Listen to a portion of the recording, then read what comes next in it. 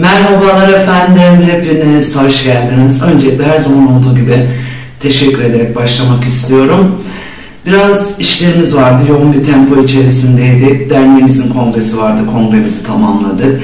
Biraz rahatsızlandım, uzun bir süre diş ağrısı çektim, onunla uğraştım. Boyun ağrısı çektim, biraz onunla uğraştım. Sizlerle bu zaman zarfı içerisinde birlikte olamadık. Arayıp soran, desteklerini bizden esirgemeyen bütün izleyicilerimize yürekten teşekkür ediyoruz. Nazar efendim, yani muhtemelen göze geldik.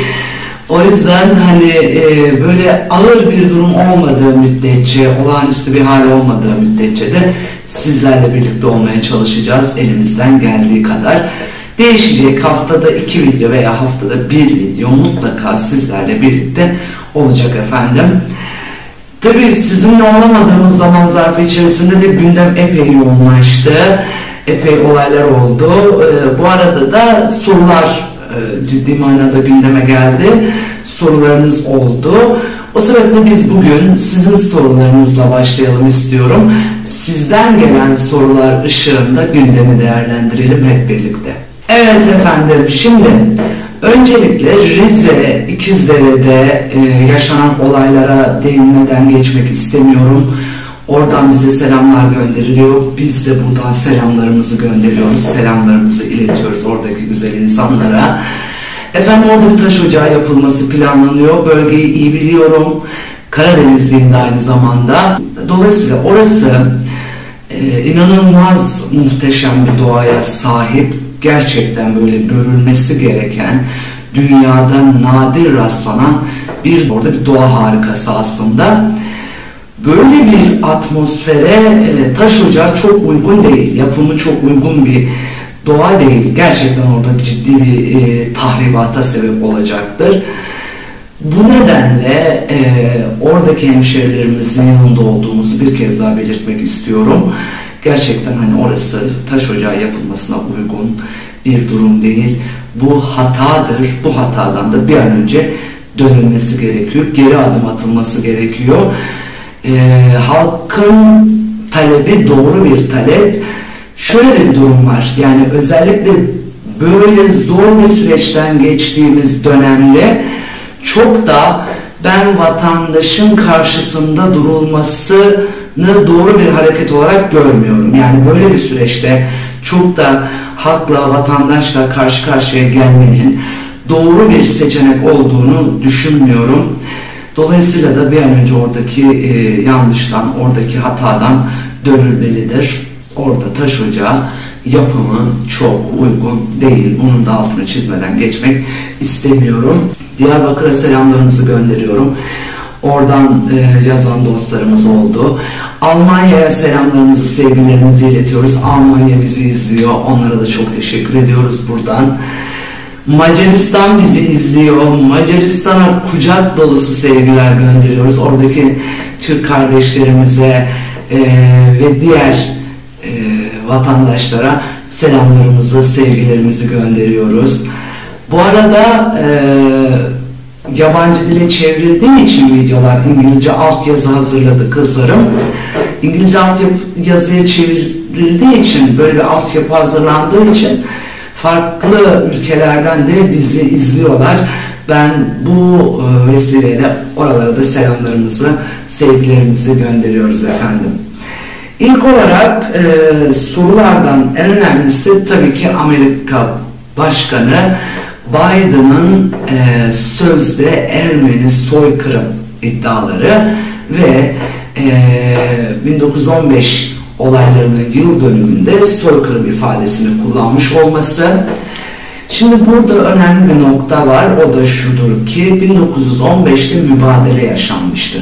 Bu mübadeleyle ilgili ayrıyeten tarih sohbeti yaparken değiniriz. Yani detaylı bir konu, içeriği çok derin bir konu. Ayrıyeten değiniriz ona. Yani soru geldiği için üzerinde durmak istiyorum. Sözde Ermeni soykırımı iddiaları emperyalist bir yalandan daha fazlası değildir, ötesi değildir. Böyle bir şey yok efendim. Dediğim gibi orada bir mübadele yaşandı. 1915 şartlarında, o dönemin şartlarında, o dönemin yönetiminin aldığı bir kararla Ermeniler Türkiye sınırları dışına gönderildi. Türkiye sınırları dışında bulunan Türkler de Türkiye'ye iade edildi. Böyle bir karşılıklı değiş tokuş yapıldı. Dolayısıyla da bu mübadele sırasında mağduriyet yaşayan insanlar oldu. Yani Ermenilerden de oldu, Türklerden de oldu. Şimdi burada bu olayları acı olarak gören, acı olarak değerlendiren insanlara şunu da sormadan geçmek istemiyorum. O dönemde sadece Ermeniler mi acılar yaşadı acaba? Yani Türkler acı yaşamadı mı? Türklerin yaşadığı acılar nerede? Neden onlardan pek söz edilmiyor? Bakıldığı zaman 1915 olaylarında Türkler daha fazla zarar gördü ve ölen Türk sayısı daha fazla. Yani Ermeni çetelerinin mağdur ettiği Türkler daha fazla. Dolayısıyla neden oradaki Türklerin mağduriyetinden bahseden yok? Sadece Ermenilerin acılarını dile getiriyoruz ve dillendiriyoruz. Şimdi şöyle bir durum söz konusu. Acılar anlaşılabilir. Karşılıklı empati yoluyla anlaşılabilir. Yani benim sizin acınızı anlayabilmem için sizin de aynı zeminde benim acımı anlıyor olmanız lazım. Şayet siz benim acımı anlamadan sadece kendi acınızı ortaya koyar ve benim sizin acınızı anlamamı beklerseniz bu bencillik olur, bu ikiyüzlülük olur. Dolayısıyla burada da böyle bir durum söz konusu. Bunun da altını çizmeden geçmek istemiyorum efendim. Peki neden böyle bir ifade kullanıldı 1915 olaylarının yıl dönümünde?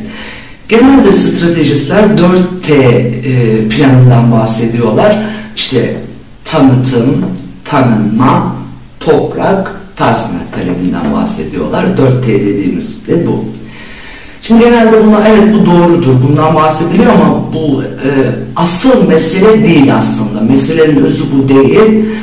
Burada iki önemli nokta var. Bunlardan bir tanesi Biden'ın böyle bir açıklama yapması farklı milletlere de cesaret verecektir. Yani örnek veriyorum, Rumlar da bunu çok yüksek sesle dillendirmeseler de bir soykırıma uğradıklarını iddia ediyorlar. Rumların da böyle bir iddiası var. Çok dillendirmese de böyle bir iddiaları var. Dolayısıyla Ermeni soykırım, sözde Ermeni soykırımı iddialarını Biden'ın böyle bir süreçte dillendirmesi farklı milliyetlere, farklı ırklara, farklı tabiyetlere bağlı olan milletlere de cesaret verecektir. Onlar da soykırım iddiasında, toprak talebinde veya farklı taleplerde bulunabilme cesaretini aldılar aslında bu açıklamayla birlikte. Şimdi sadece Amerika Birleşik Devletleri değil, 32. devlet aslında Amerika Birleşik Devletleri soykırımı tanıyan, sözde soykırımı tanıyan 32. devlet aslında. Dolayısıyla diğerlerini neden bu kadar tartışmadık? Çünkü Amerika kadar otoriteleri, dünya üzerindeki güç ve etkileri zayıf. Amerika kadar değil. Amerika'nın böyle bir açıklama yapması dediğim gibi diğer milletleri de cesaretlendireceklerdir. Onlar da bundan cesaret bulacaklardır. Ki keza bu açıklamanın hemen ardından Kıbrıs görüşmeleri söz konusu oldu. Orada da yani resmi olarak masaya gelmemiş olsa da içten içe tarafların aklında, tarafların iradesinde olacak bir konu aslında bu sözlü Ermeni soykırımı masada gizli arka planda da olsa masaya gelecek konulardan.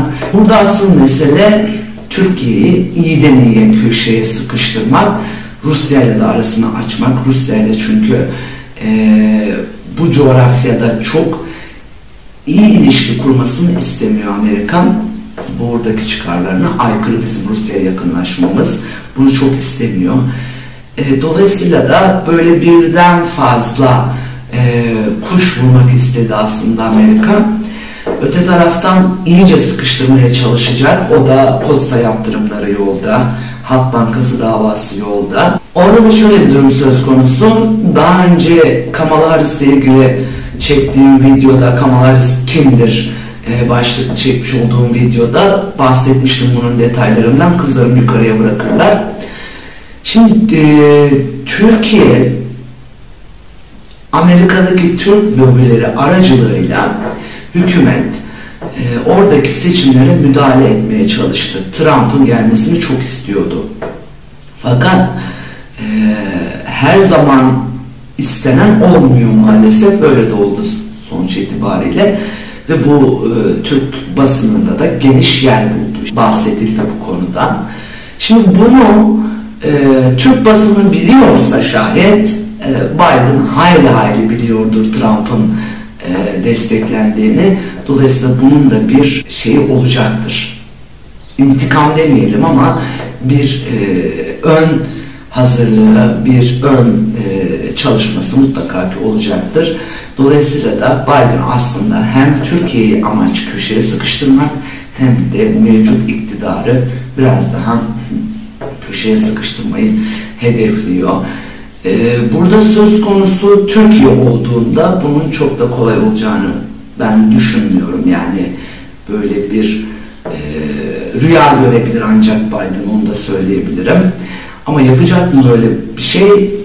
Yapacak. Yani bunlar Amerika'nın politikalarını da bilmemiz lazım her şeyden önce. Çünkü ben her fırsatta şunu söylüyorum. A kişisi, B kişisi önemli değil Amerika'da başa gelen.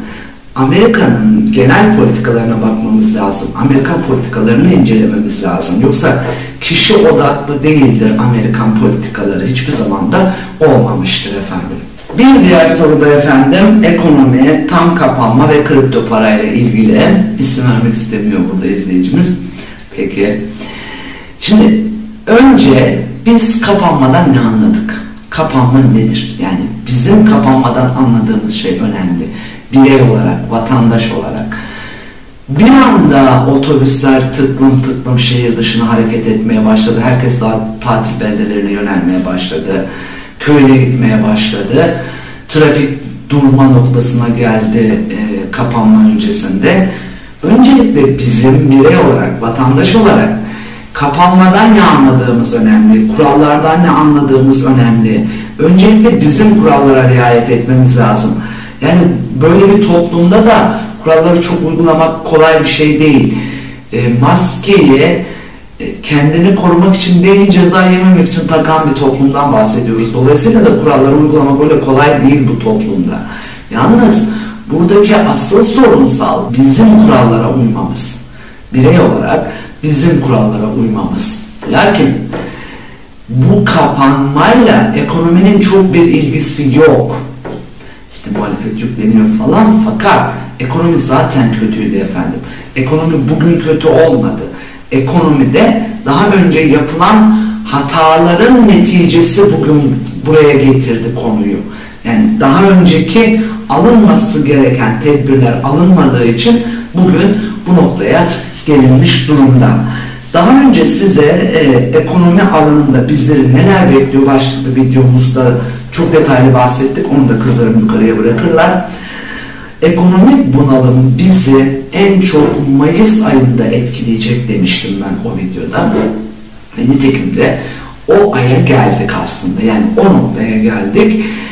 Bir ekonomik bunalım söz konusu şu anda Türkiye'de. Yani kriz mi? Krizse kriz. Bundan daha kötüsü olacak mı? Yani felaket senaryosu çizmek istemiyorum. Lakin tedbir alınmazsa daha büyük batışlar söz konusu olabilir. Çünkü orta ölçekli küçük esnaf dediğimiz, yani küçük işletmeler dediğimiz işletmeler battı aslında. Dolayısıyla da bu bir sonraki adımında büyük işletmelerin batışını getirecektir. Nedeni de şu: küçük işletmeler her zaman büyük işletmeleri besler.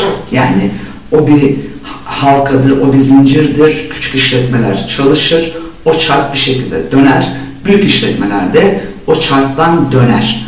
Yalnız şayet siz küçük işletmelerini o kolonlar diyelim küçük işletmelere, O kolonlar çöktüğünde çatı daha büyük şekilde çökecektir. Çünkü küçük işletmelerin kaybedeceği çok da bir şey yok aslında, her fırsatta bunu söylüyorum. Büyük işletmeler daha büyük kayıplar yaşayabilir.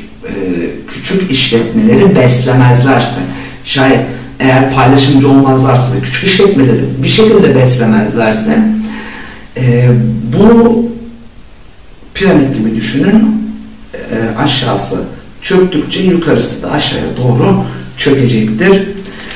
Paylaşımcı olmazsa diyorum ama bu önemli bir noktadır. Yani büyük işletmeler küçük işletmeleri beslemezse o çark dönmeyecektir ve o çarkın sonucunda da yeni ekenleri de zarar görecektir. Böyle bir durum söz konusu. Zaten görülen de bir zarar var. Evet, devletin üstüne düşen görevler var. Onlar apayrı, onları konuşuyoruz, tartışıyoruz. Onlar bambaşka konular. Yalnız ben burada büyük işletmelerin de üzerine düşen görevler olduğunu düşünüyorum. Ve büyük işletmeler de aslında üzerine düşen görevleri yerine getirmiyor. Önce büyük işletmelerin üzerine düşen görevleri yerine getirmesi gerekiyor. Sorunun içerisinde dikkat çeken bir diğer önemli konu da kripto paralar. Şimdi kripto paralar işlem paraları değil efendim. Bunun altını çizelim. Bu kripto paralarla ekonomiyle ilgili ayrı bir video çekeriz efendim. Daha önce bahsetmiştik bu konulardan, tekrar değinmemiz gerekiyor demek ki. Kripto para bir işlem parası değil. Yani piyasada normal paralar gibi işlem gören bir para değil. Bir yatırım aracı gibi görülüyor. Hisse senedi, tahvil, hazine bonosu gibi bir yatırım aracı, altın gibi bir yatırım aracı olarak görülüyor. Yalnız bağlantı noktaları bilinmediği için, yani hangi alanlarda işlem yapılabilirliği bilinmediği için, evet, işlem yapan farklı kurumlar var, yani ülkeler var. Bu kripto paralarla işlem yapıyorlar. İşte pizzacı pizza satabilir veya bir otel işletmesi kripto parayla ödeme alabiliyor gibi. Ama bu henüz ciddi manada yaygınlaşmış bir konu değil. Yalnız burada arkadaşımızın sorduğu asıl soru muhtemelen dolandırıcılık üzerine. Burada kripto paranın kendisi aslında dolandırıcılık unsuru olarak kullanılmış. Yani kripto paranın değerini bu çok düşürmedi. Yani bir firma kurdu biri, bu firma üzerinden kripto para alımı satımı yaptı. Dolayısıyla vatandaşları böyle bu şekilde mağdur etti. Şimdi burada kripto paraya olan talep yine azalmadı. Azalmış olsaydı değeri düşerdi. Herhangi bir değer düşüklüğü şu an için söz konusu değil gördüğüm kadarıyla. Dediğim gibi bunu ayrıyeten bir ekonomi videosunda değerlendiririz efendim. Evet, en çok merak edilenlerden biri de erken seçim olacak mı?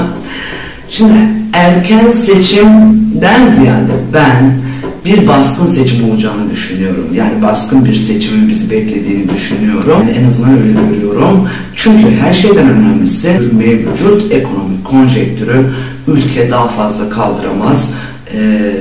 Ki keza görüldüğü üzere de iktidarı, muhalefeti, bütün partiler kendini bir seçime hazırlıyorlar. Bu kadar hazırlık boşuna değildir herhalde diye düşünüyor insan ister istemez. Dolayısıyla da böyle bir şey mümkün şu an için. Bu konjektür kaldıramaz. Şimdi bu süreçte de muhalefet fena çalışmıyor aslında gözlemlediğim kadarıyla.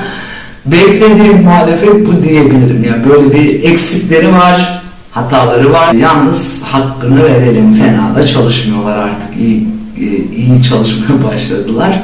Öte taraftan da iktidar menşeinde bir oy kaybı söz konusu. Yani vatandaş artık iktidar partisine oy vermeyeceğini açık şekilde de ifade edebiliyor artık. Yani öyle öncesi gibi de değil. Bir oy kaybı da var. İlaveten iktidar partisi içerisinde güç ve otorite kaygıları da başladı. Böyle bir çatışma da başladı. Bu da basına yansıyor. Haliyle de orada bir oy kaybı var. Yalnız bu oy kaybı çok da muhalefeti sevindirmesin. Onun da altını çizelim. Çünkü muhalefet, ana muhalefet özellikle, ben burada hani muhalefet derken ana muhalefetten daha çok bahsetmek istiyorum. Özellikle ana muhalefet bu duruma çok sevinmesin. Çünkü ana muhalefet bakış açısını değiştirmediği müddetçe o bakış açısından o kendine çizdiği bir çember var. O çemberin dışına çıkmadığı müddetçe milliyetçi muhafazakar kesimden oy alamaz. Yani ne olursa olsun alamaz.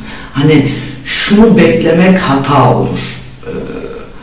İşte A kişisinin ve vatandaşın oy verdiği partiden vatandaş bıkacak da bana oy verecek. Bu çok beyhude bir beklenti. Yani sizin bir çabanızın olduğunu vatandaşın görmesi lazım. Böyle bir şeyin olduğunu o vatandaşın görmesi lazım ki keza hani 3 büyük şehri kazandık havasına giriyor. Bu doğru bir durum değil. Bakın bu doğru bir durum değil. Çünkü İzmir, İstanbul, Ankara'dan bahsediyorlar 3 büyük şehir derken. İzmir zaten adaya oy verdi. Aday orada önemliydi. 2 keza İzmir genelde de CHP ana muhalefet partisi oy alıyordu.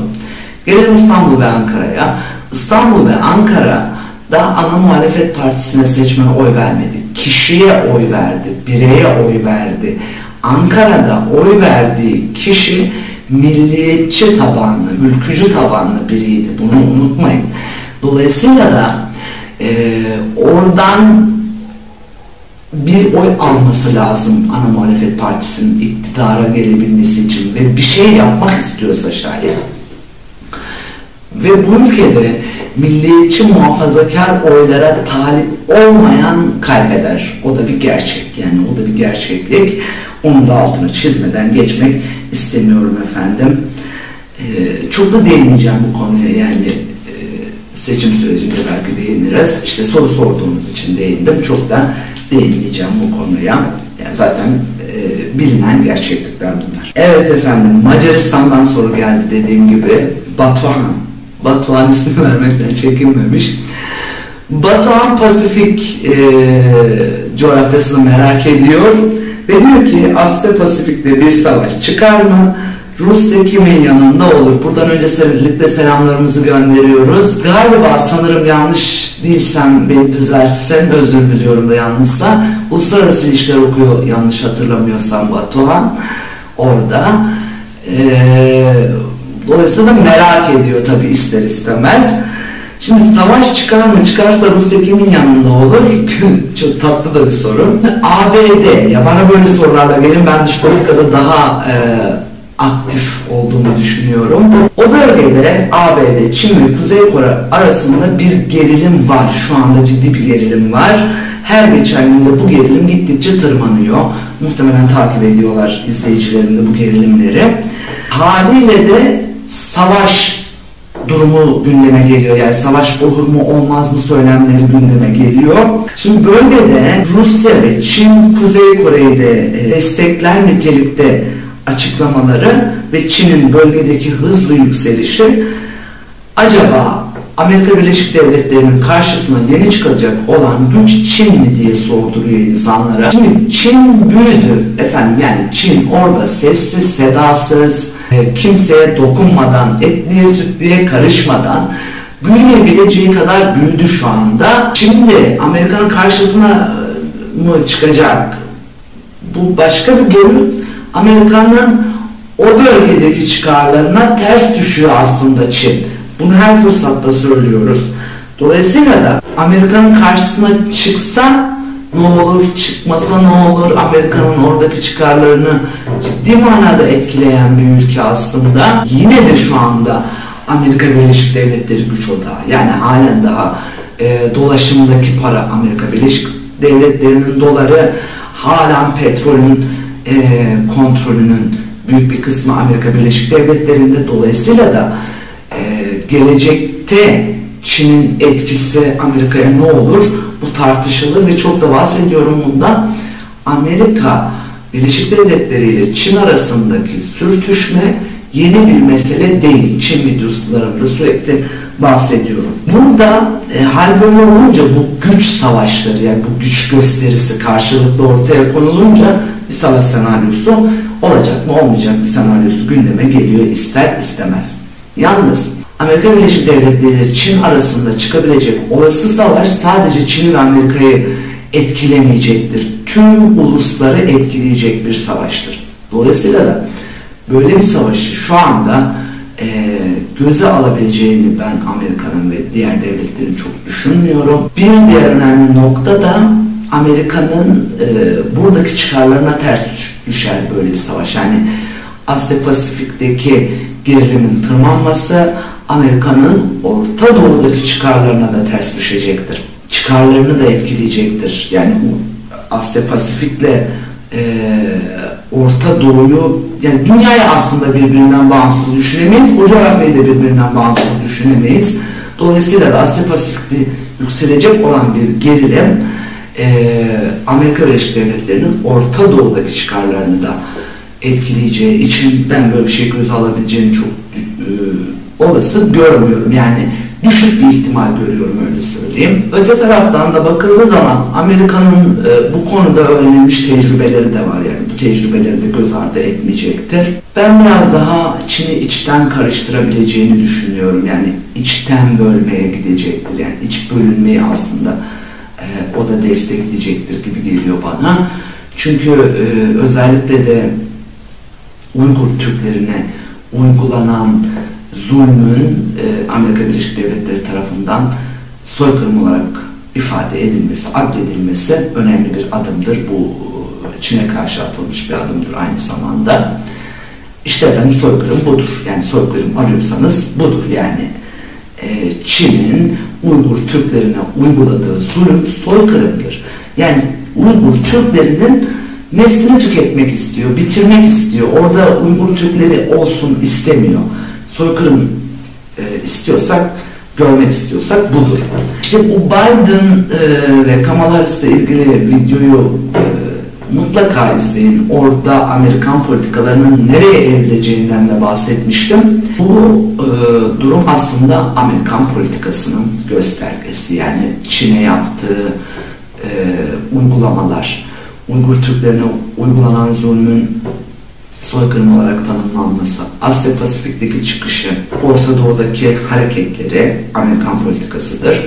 Ve bu topraklardan çıkmak istemiyor Amerika. Yani burada varlığını ortaya koymak istiyor. Bunu da belirtmeden geçmek istemiyorum efendim. Yine Batuhan'ın sorusu, Çin'den tazminat talebi olur mu? Koronavirüsü Çin yaydı, dolayısıyla da Çin'den bir tazminat talebi olabilir mi sorusunu yöneltmiş.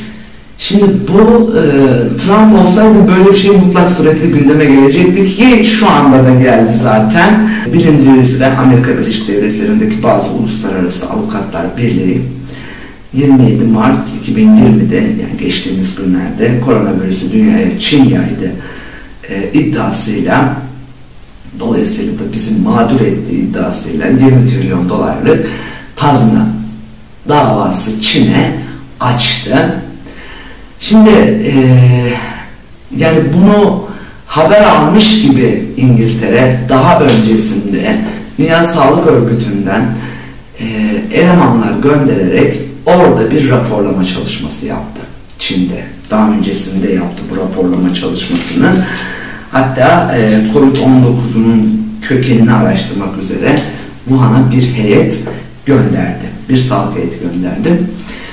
Bu raporun sonucunda da açıklandı bu rapor, zaten basına da yansıdı. Rapora göre koronavirüsün laboratuvardan sızma ihtimali son derece düşük. Hal böyle olunca da tazminat talebinin bir dayanağı kalmıyor efendim.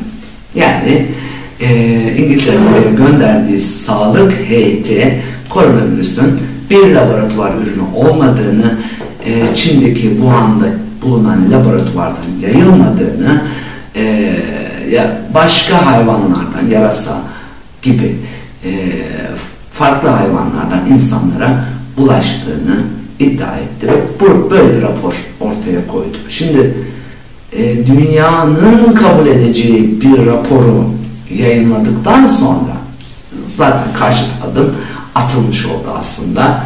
Tazminat talep edilir ama tazminat alınabilir mi? Bu apayrı bir konu. Ben Daha önce de Çin'le ilgili konuştuğum videolarda bunu net bir şekilde söylemiştim.